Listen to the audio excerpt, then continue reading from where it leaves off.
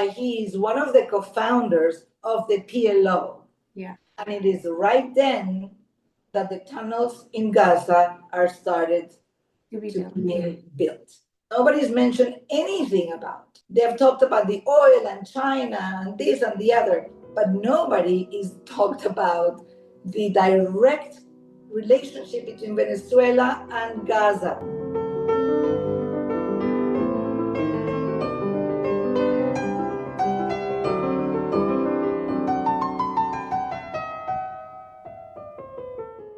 Hi everyone, this is another episode of Gold Dust Girls. My name is Carla van Walsum. I am a psychologist and relationship coach. And today I have the honor to speak with Lea Seren. I met Lea online. That's the beauty of online too, that you can meet wonderful people that you would not meet otherwise, ever.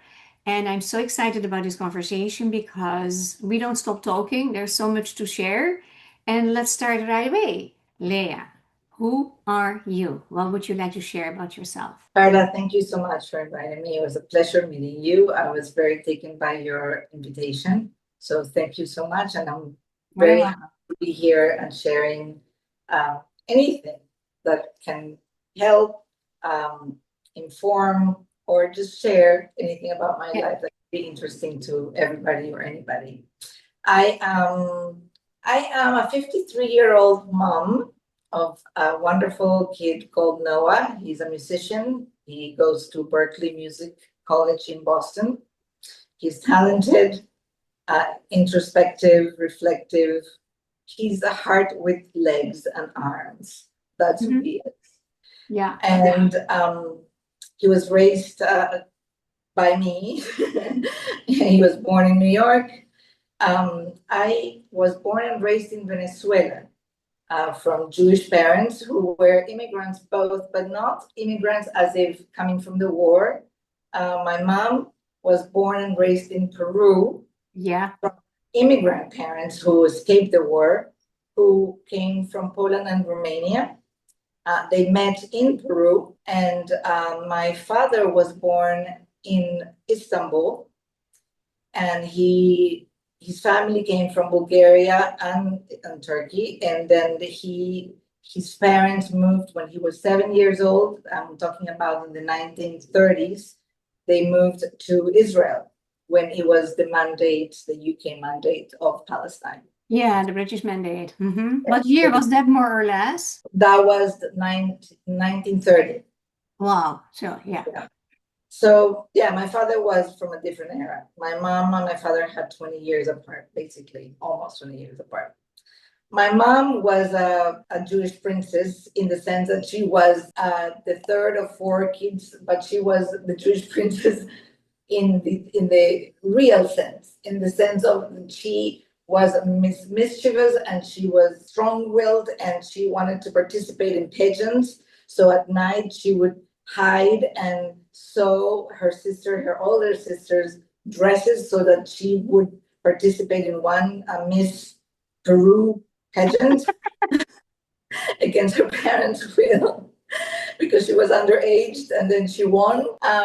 She won the award, and then the following day, when it was on the newspapers, her parents took her back and blew the whistle that she was underage, so she lost that crown.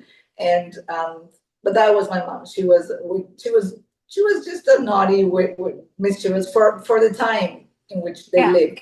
Character, personality. Yeah, she was born in the 40s. Anyhow, they met in Bogota at a party. She was traveling to live to travel the world at a time where women did not do that. My father had just been allocated back to South America to open the business of the Israel Discount Bank for the whole LATAM, from Mexico to Argentina. So he had to go from country to country, and it was very interesting because he would stop at every country and he would tell me the stories that when he went to Colombia, all the Jews had their money under their mattresses. That's how they kept their money under the mattresses. They had nowhere to keep their money. Yeah. They were mainly Syrian or from Aleppo, or mainly were Sephardic. Iraqis, etc. And so he would tell the stories about the rabbis, how after the Shabbat they would go back, have dinner, and then put a poker table and play poker. So he had very fun stories, and then also how he had to smuggle money out of Peru from all the Peruvian clients in shit diapers of my sister who was born in Peru. He had to like put all this stuff inside the shit diapers so that the people in security would not open and like check all of this so that he could help the Peruvian Jewish people. And that's at a time in the 60s where there was nothing was regular, anyhow, the bank allocated them in Venezuela, so that's where they established themselves. At that time, Venezuela was the pearl of the South American. We had a very rich, affluent, and beautiful 40,000 people community. A lot of their Sephardi community was Moroccan, coming from Melilla, from Tangiers, and from Casablanca, and from Spain. And there were many, and it was interesting, there were Syrians, there were Iraqis, and they were all differentiated with the Greeks and the Turks. So the Greeks and the Turks were differentiated from the Syrians and the Iraqis or Iranians and the Moroccans. It was like a completely different breeds. All the Ashkenazis were the same, but the Sephardics were different. It was like really incredible. But we had a beautiful pool. The clubhouse was just like a city, like a real city. You could have like it was humongous. It was like the schools had between both of them almost 2,000 students, elementary and high school. The most modern facilities, computers, labs. It was just unbelievable. Auditoriums, like state of the arts, security everywhere. And my father was a very public figure because he represented the bank. He also represented the Israeli Commerce Chamber. Mm-hmm. He was the president.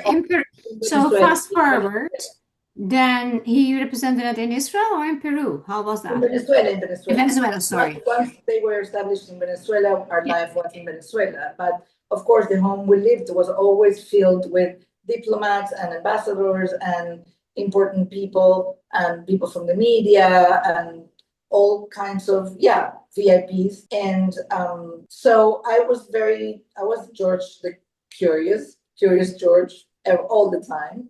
And so I would always like ask questions and I wanted to know everything. So at some point my father said, you know what, I don't have time to answer all the questions. I'm going to build you a library. And he did. And he built a library. He put all the encyclopedias, like every encyclopedia there was, he could find, he put that for me. And so I could read everything from why is the sun hot to, like anything. Oh, how fantastic. I shouldn't have read at that age, but I just wanted to know everything.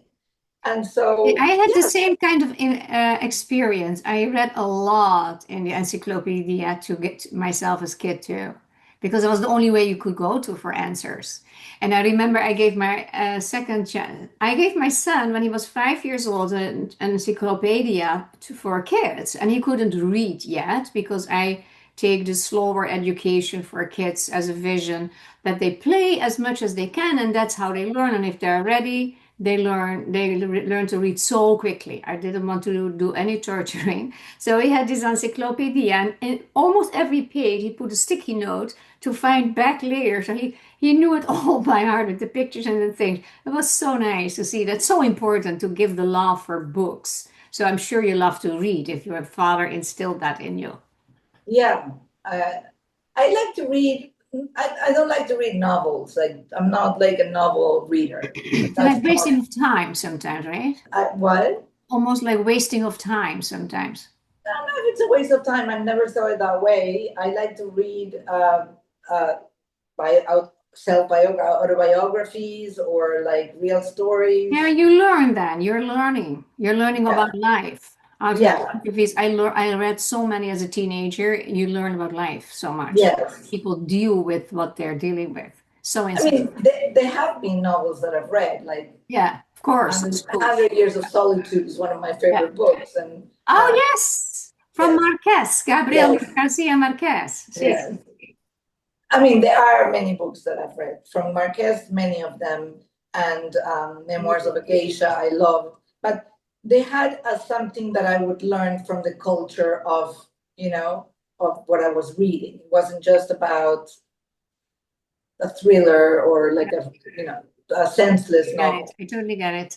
Yeah. So So what happened after that? You so I learned a lot. Funny enough is that I developed, or maybe I was born like that. I remember being very young, and every time we were on the car going anywhere, we traveled a lot. And we didn't travel within Venezuela because neither my parents were Venezuelan. So in the 80s, we couldn't come to Peru to visit our family because there was the Shining Path, and there were intifadas everywhere. yeah, I remember And that. yeah, and my father had to come for business, but he wasn't allowed to bring. I mean, my mother didn't allow him to bring us here. Um, so we traveled to Europe. My friends would travel to Miami. My father said, "We're going to the old continent." And I remember my elder sisters would complain, like, "This is so boring. Why are we here?" And I would love it. I would think it was like I would make my own movies. I would make my own.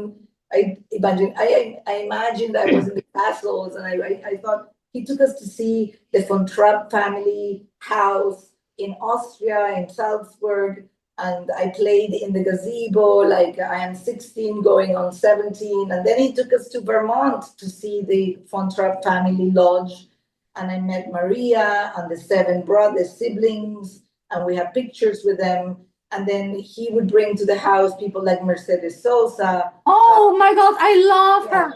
I yeah. saw her first concert when she could come back to Europe in Brussels in the university. And Oh, there were really? only Chilean and Argentinian people. I had an Argentinian boyfriend at that time.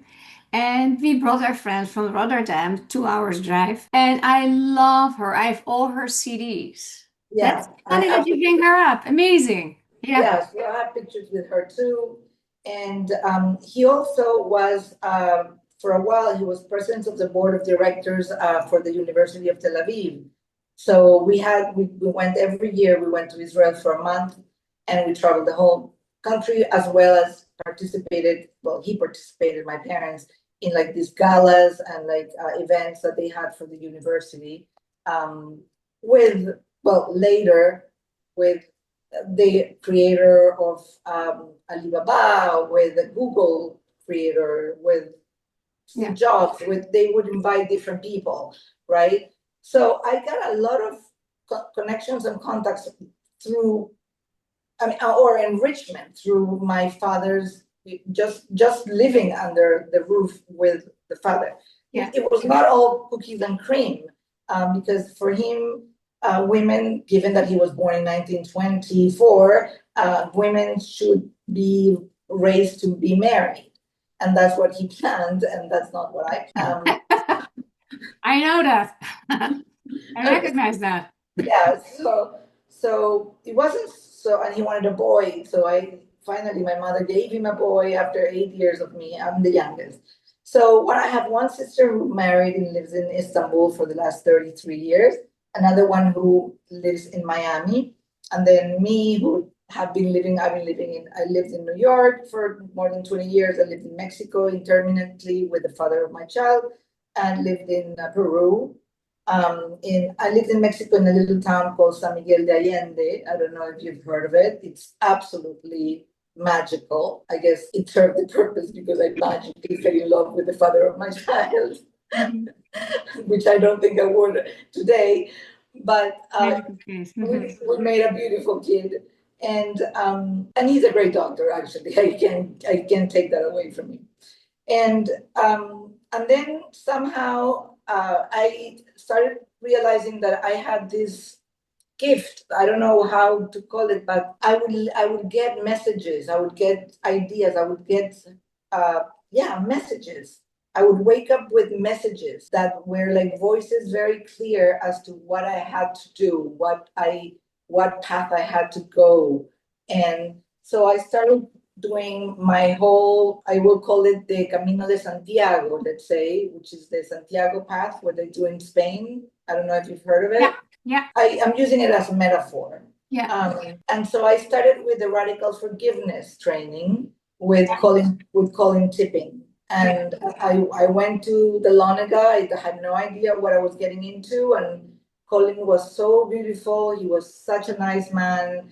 And it was very revealing for me. Then I followed Sue Sedona to the self-forgiveness. And then I said, but I need to go further and further. And then I went to, there were many like moments in which I did pauses, but then I went to the Tantric Ecstatic Living Institute in Harbin Hot Springs. I had no idea what I was getting into. I knew it wasn't about sex, but I had no idea about anything that was going to happen, and I wanted to run away as soon as I got there. Surprise! I guess. And then I thought, where am I going to run? I started running in the dark in the bushes, and I'm like, where am I running? Like this is a forest. Like where am I going to go? Like how am I going to get out of here? And so I came back, and it was the most liberating experience of my life. That was really like opening everything else for me. Just that because I was going through a relationship that was really not healthy for me at the time. Mm-hmm. And it really helped me. Like it was like burning a bridge. That was the word. Like it was burning a bridge and stepping into my femininity, stepping into my power, stepping into my freedom, stepping into my own voice, and there was nothing stopping me. And I remember people saying at the end, saying that when they would see me coming in, saying, what could be wrong with this girl? She's beautiful, she's this, she's that, she's self-confident. And it seems like I projected that idea, but inside I was very insecure. I had two older sisters, and of course there's always the comparison, and there's always, like, yeah, people shouldn't do that. You shouldn't do that, but it's bad. It has a big impact. Yeah. It happens. Especially because I was kind of like, I like being the black sheep, but at a young age, it wasn't so great to be called the black sheep. So, it's not a nice position to choose. Why did you do that? Funny that you say choose. You make it a choice. No, what happened was that I was the favorite of my father because I have an absolute hearing. Mm-hmm.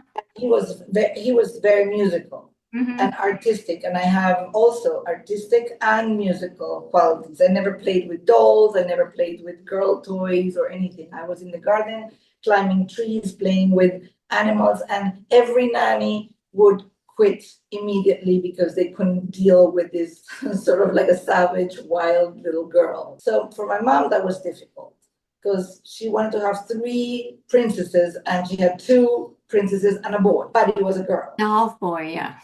Yeah, so my father liked that very much. So I would sit with him in the organ, and I would play with him. He would play the accordion, I would play the organ, and it was great. But when my brother came, I was displaced. So I was like, I didn't know what to be. So, you were 8 years old, right? Yeah, I was 8 years old. That's hard.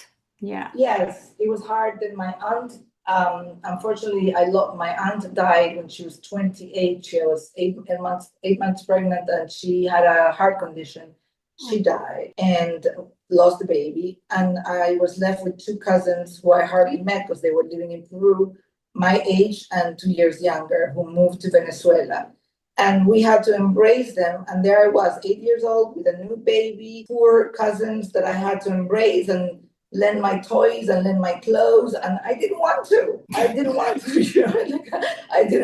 to. So I became the villain of the family. I became like but it's okay. Like I think that in every story, the villain always has. When I worked in crime, and I'm going to go fast forward a lot of years later. When I worked in crime for CBS for 48 hours, the segment works give for everybody who knows this segment, the idea is to give the villain the option, the possibility to tell their story, is to give both sides to tell their story. Mm-hmm. Because there are 2 stories. Yeah.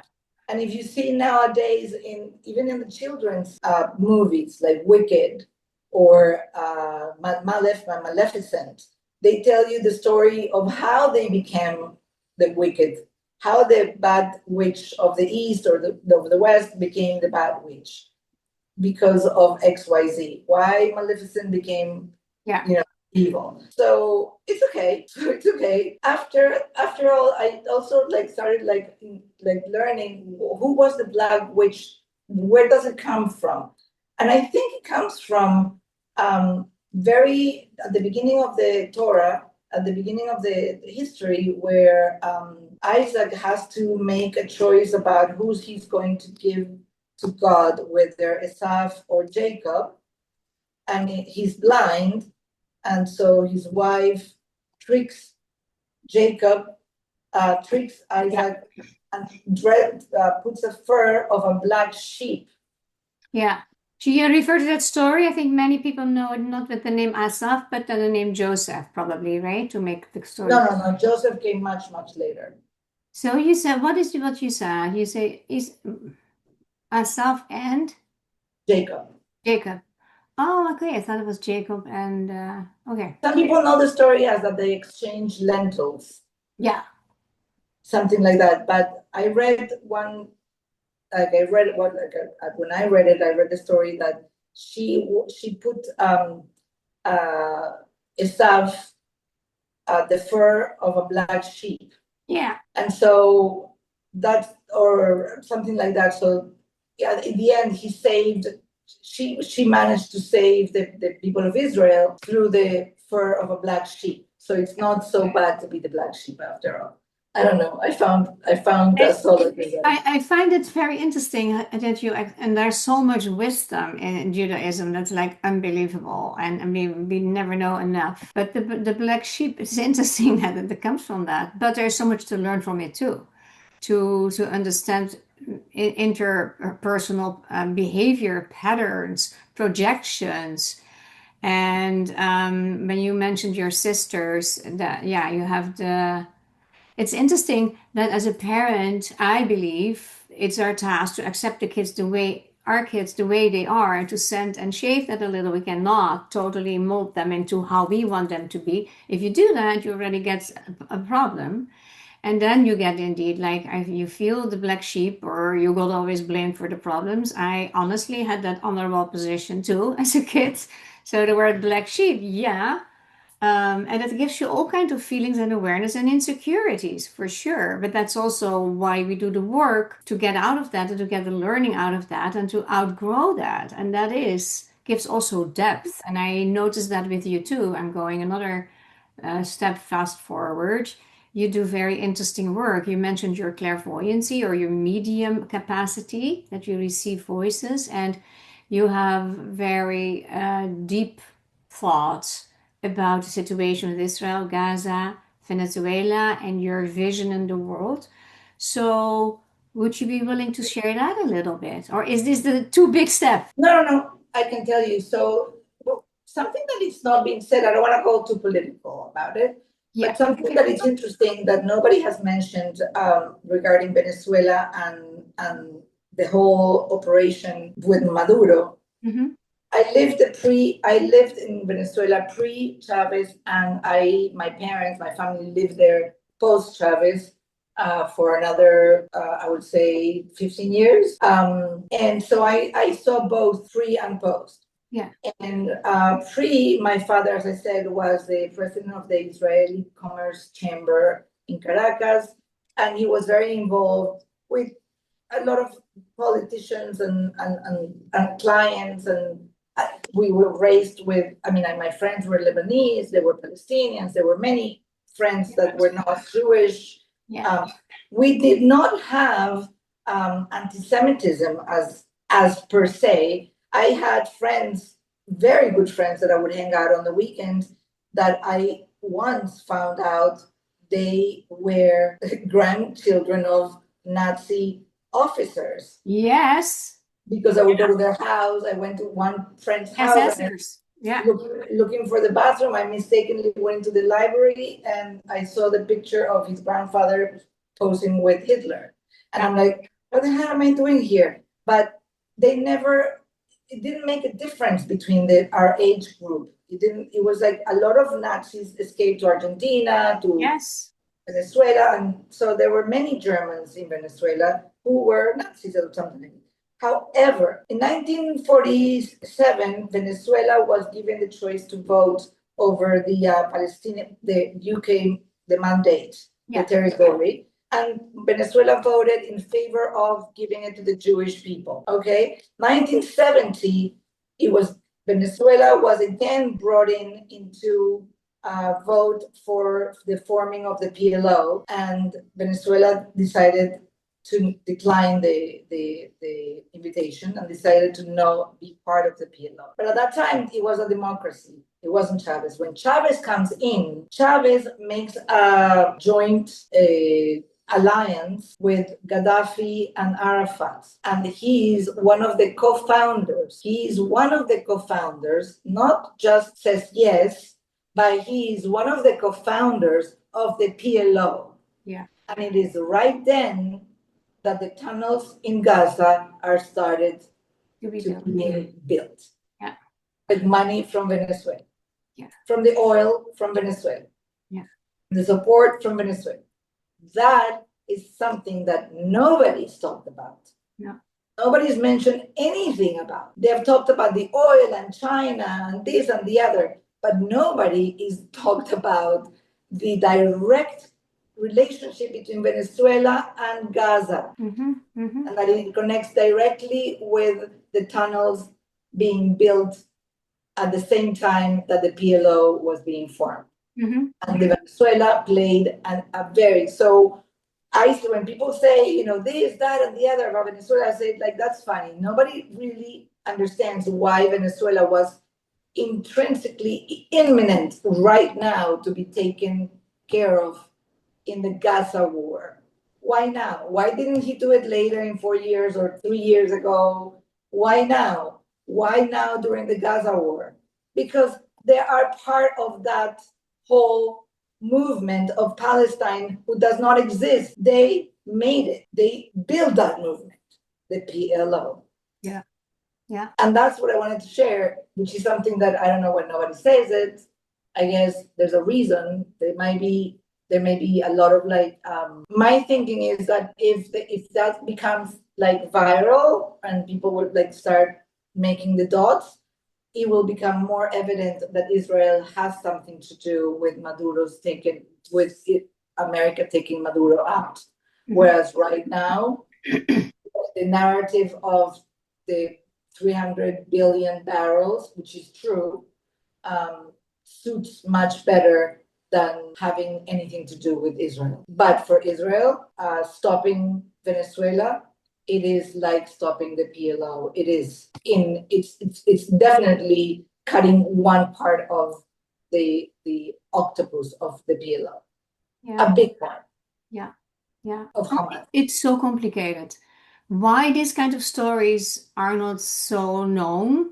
I think there are a lot of gaps in history that are not spread evenly and clearly. I mean, if we go back to Israel, the chutzpah to say stolen land, while there is no land stolen.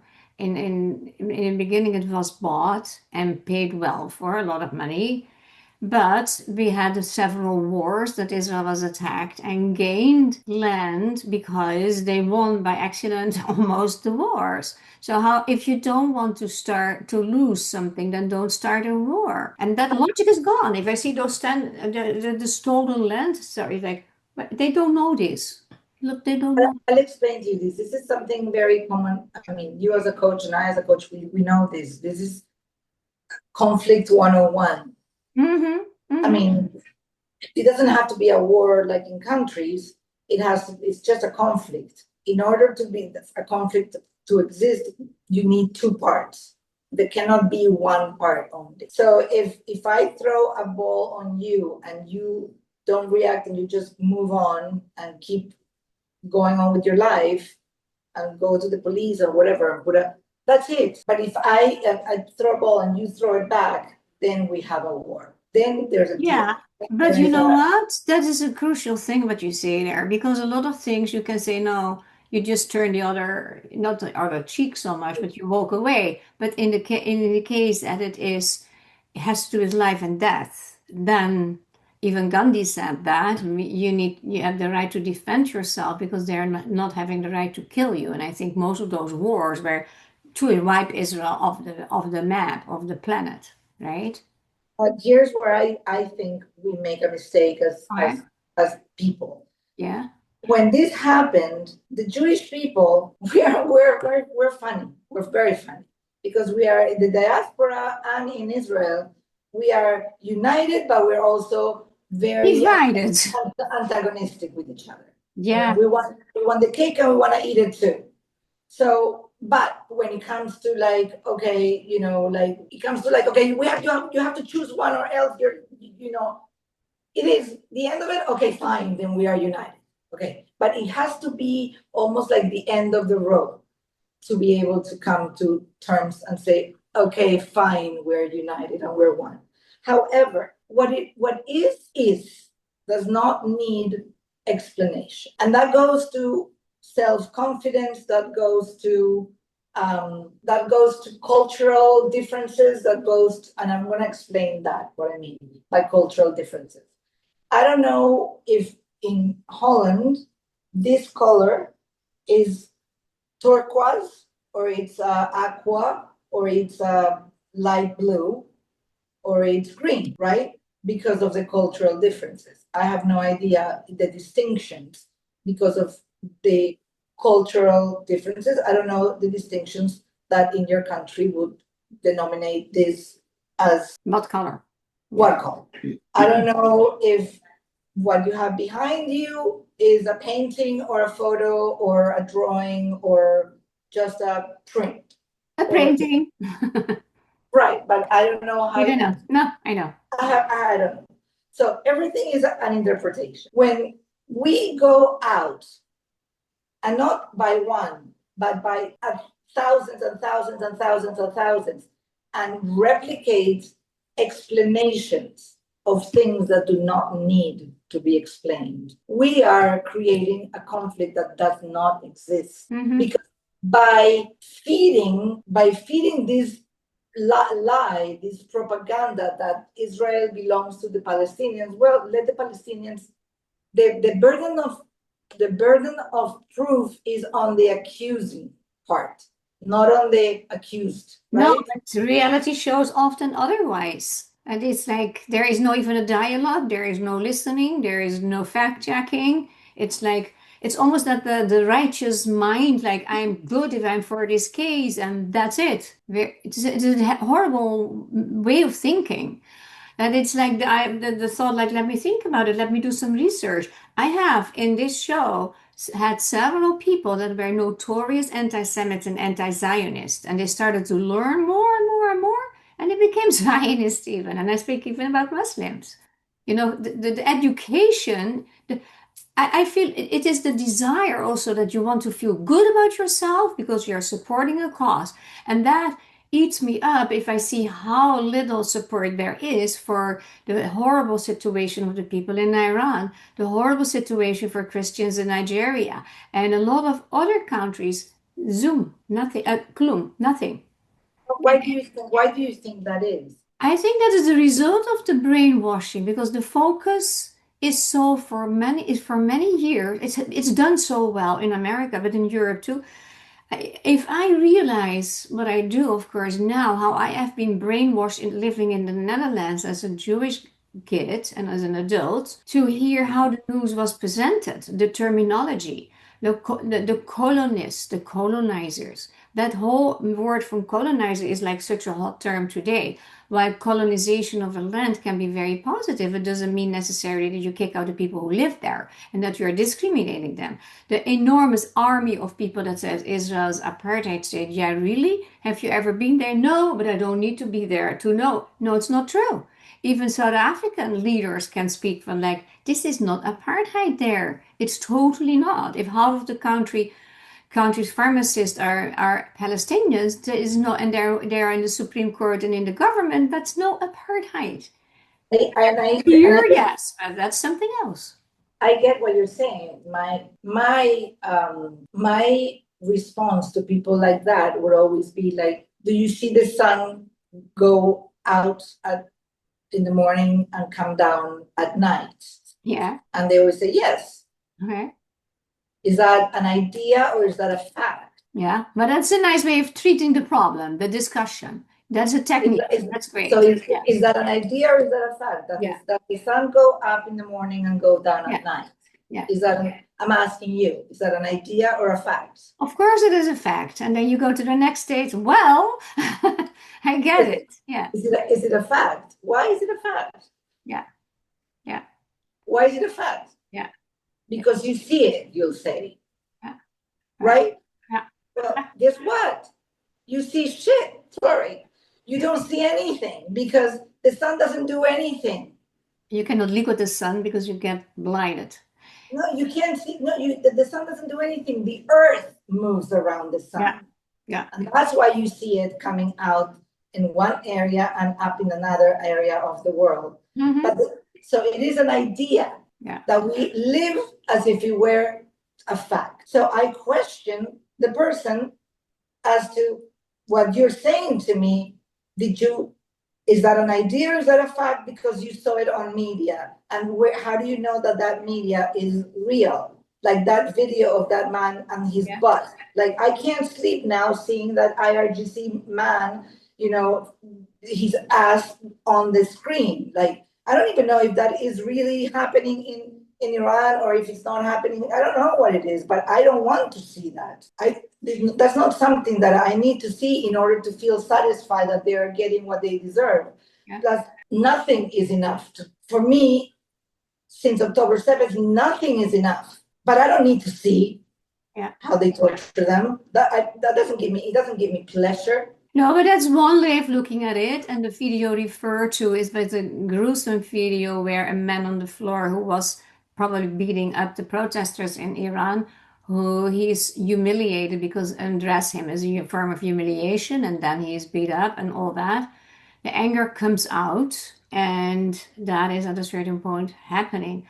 I was thinking while you were speaking, we can make a second video about certain techniques we can use, how to get like your son in your something, because people, specifically Jews, need help how to deal with all that. And I have written a little ebook about it.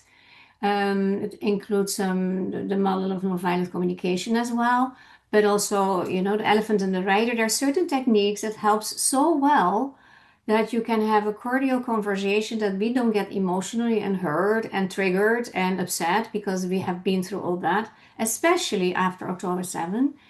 And maybe we make another video about that. What do you think? I was thinking about the same thing as you, as I was saying that, and I was listening to you talking about the humiliation. Exactly the same thing is how to help people handle and work their emotions, because what we're seeing right now is very primal. Yeah, absolute and primitive. Yeah. Yeah, it's very, very primal. Yeah. So part of the work I do is in the transpersonal coaching, it's called the primal dance. And it's not a dance like a choreographed dance. It is teaching or helping, accompanying my clients in this, to go back to their primal beings, to remember who they were before all these preconditioning and conditioning ideas, before they were educated and all this stuff, so that they can remember their own voice, their own likes, their own everything. Yeah. So that they can get rid of all these voices, the ego, the voices that are in the head. Programming and the inherited thinking patterns. Yeah. It would be awesome. So let's decide to do that, because I would like to have that as a next step, because that's a good point to do. Okay, we have to be a bit mindful of your time, and I really enjoyed so much listening to you, and I know there's so much more to share. And thank you so much for being there, Lea. And I go to make right away an appointment with you for the next for this. This is a beautiful thing to do. Thank you I really very much. appreciate Thank you Thank so you. much to you, and have an amazing rest of the week, and I hope to see you very soon. And thank Absolutely. everybody who's listening. Absolutely. Take care and thank you so much. And if you liked, as a viewer, what we talked about or other videos, please subscribe because that helps us to get the messages out more. That's the typical thing of the algorithm today. Thank you so very much.